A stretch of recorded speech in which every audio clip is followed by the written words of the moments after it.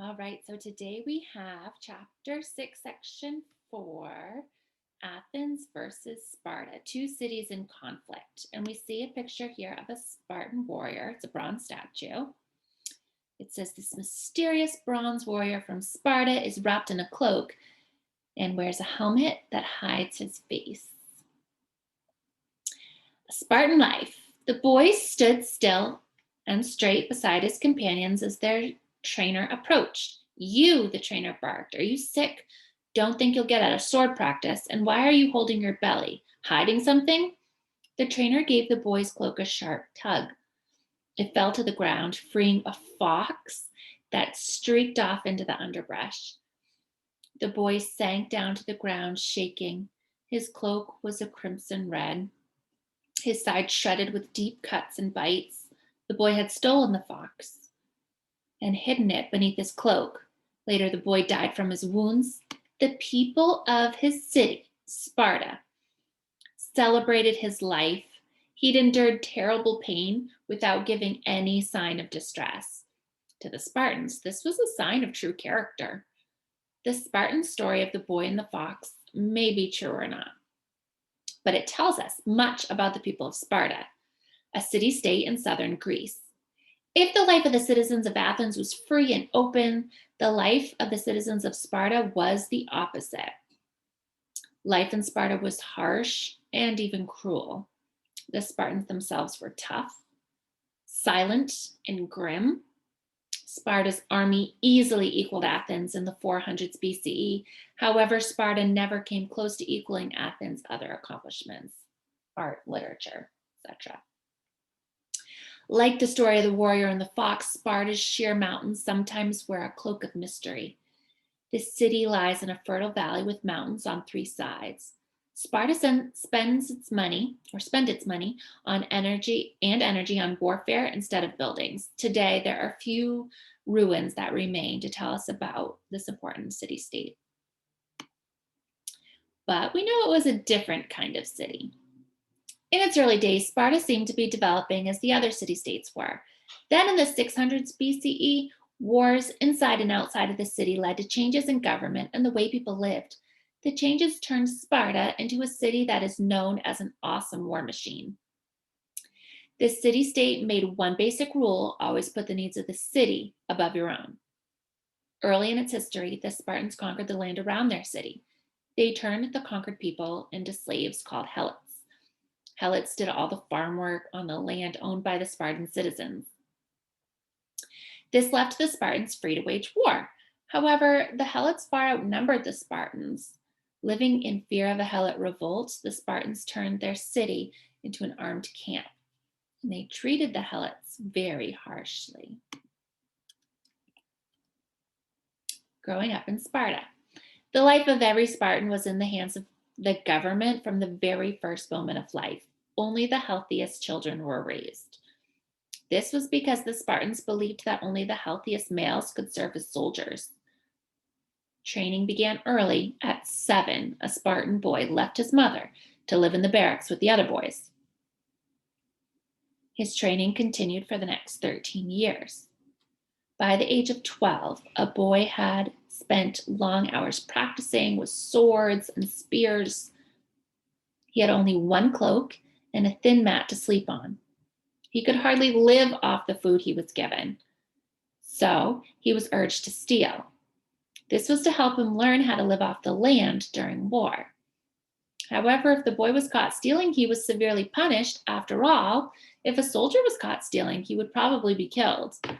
Boys were expected to bear pain and hardship and punishment in silence.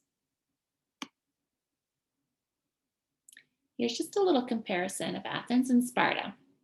In Athens, we talked about democracy ruling. There was a simple, peaceful lifestyle. Remember, we talked about simple food, simple houses, simple. Men and women were not allowed equal rights. Women were not seen and not heard, right? And men, it depended on whether you were born in Athens or not and considered a citizen, whether or not you had any rights.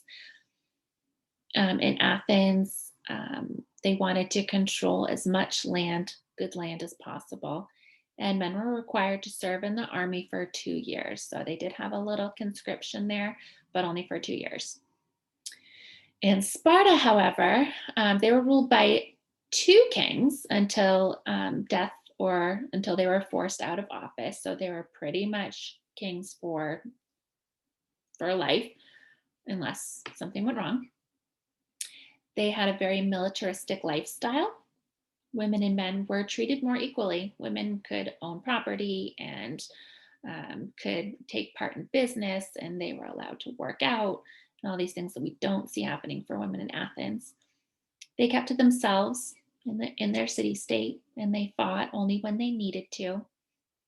Men were required to serve in the military for 30 to 60 years of age. So from age 30 to age 60, they were serving in the military. Some comparisons. They're obviously both located in Greece. They elected their own leaders, so they did have a form of democracy, although Athens is more broad for sure. They both relied on slaves. They both spoke the same language, and only men served in the army. So, like their brothers, Spartan girls also trained and competed in wrestling events and in spear throwing events. No one expected them to then become soldiers, but Spartans believed that girls who grew up strong and who were healthy, and women who worked out, would have strong and healthy children. So, Spartan women had a somewhat better life than women in the other Greek city states like Athens. They were allowed to own land, they could take part in business. Spartan life lacked the beauty and pleasures, though, that were found in Athens and the other Greek city states. But Spartan warriors were known for their skill and bravery, and the other city states appreciated that too. The Spartan fighting force played a key role in the Greek wars against the Persians, a people who lived across the Aegean Sea, east of Greece. So let's talk about them now. This is a very specific story, but we have here Greek citizen heroes working together.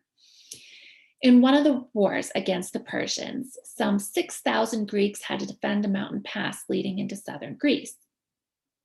They faced almost 200,000 Persians. Most of the Greeks retreated, but 300 Spartan soldiers stood their ground. All 300 died.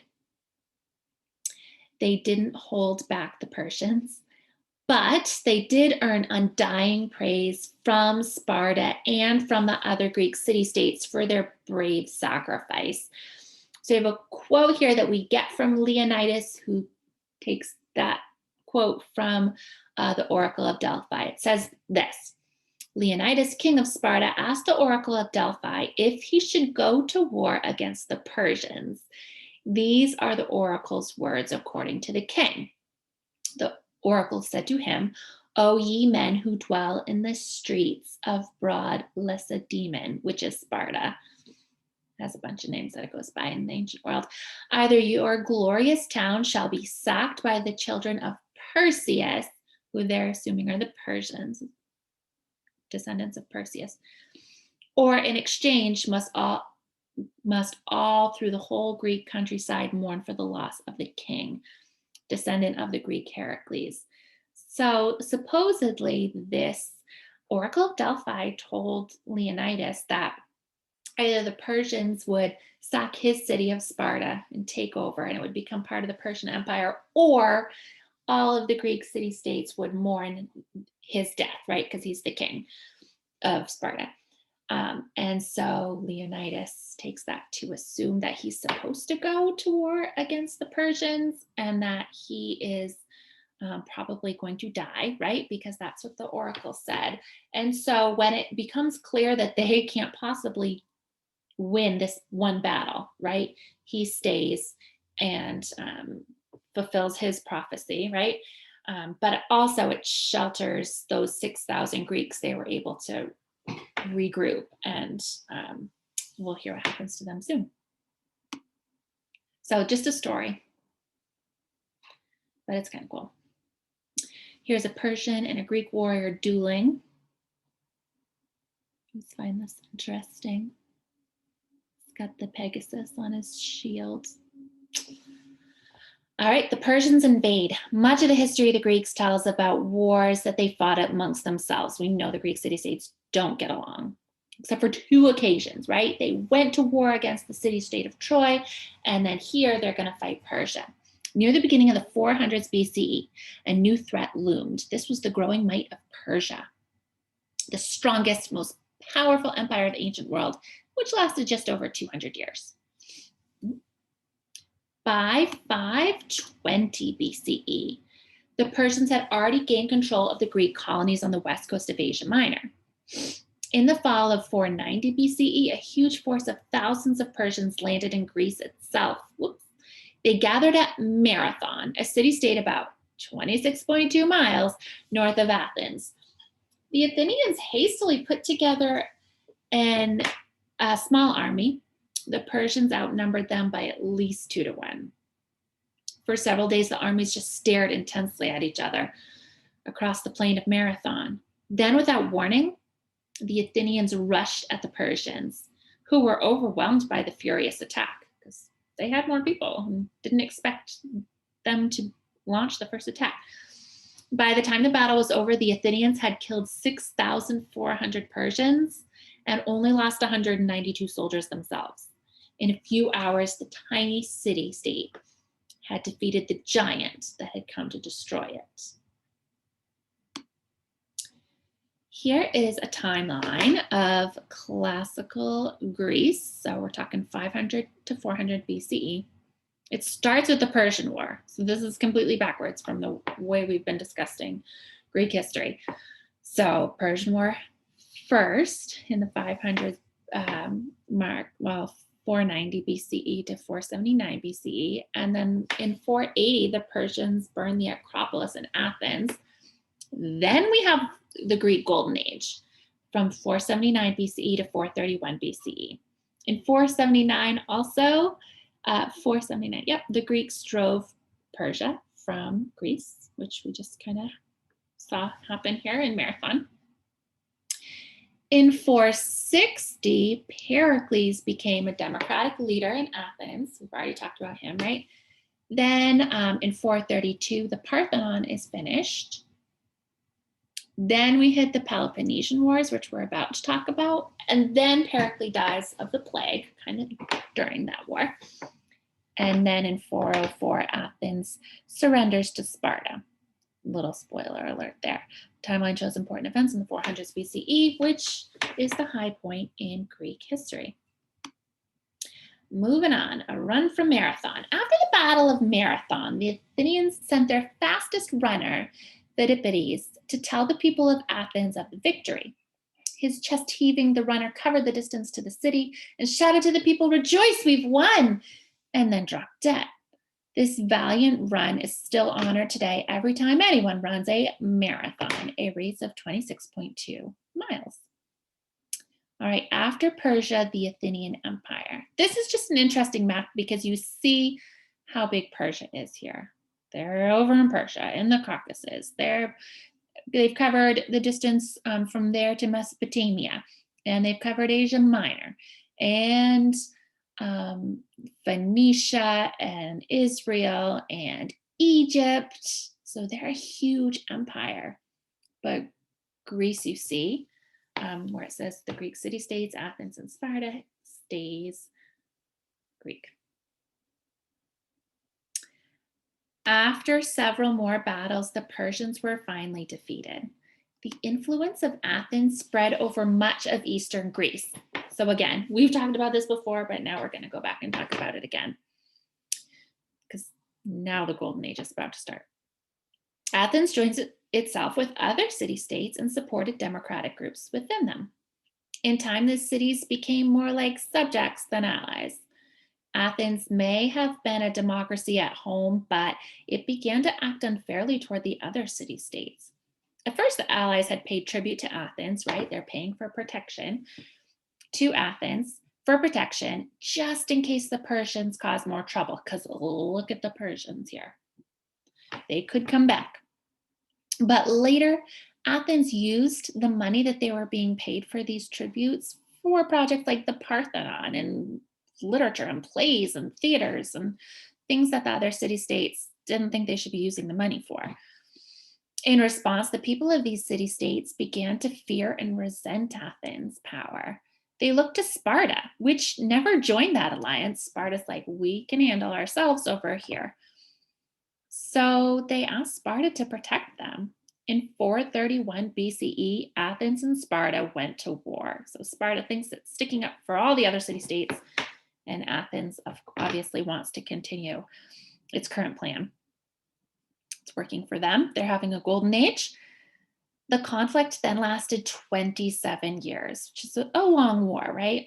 It's called the Peloponnesian War because Sparta is located in the Peloponnesus, the southern part of Greece, and Athens is pretty close by too, you can tell from the map. Early in the war, Athens was struck by a plague, a widespread disease. We know about that. By the time the plague ended 5 years later, about a third of Athens' people had died from it. This really weakened them. Among the dead was Pericles, their democratic leader. Athens never recovered from its losses during the plague. In 405 BCE, the Spartans staged a blockade, meaning they blocked the harbor from receiving shipments of food. And if we know anything about Greece, it's that they need trade for food to survive because they don't grow many food items in Greece. So starving and sick and beaten, the Athenians surrendered to Sparta in 404 BCE. The victorious Spartans knocked down the Athens walls, and Athens never again dominated the Greek world. All right, so it is time to take notes. Good luck.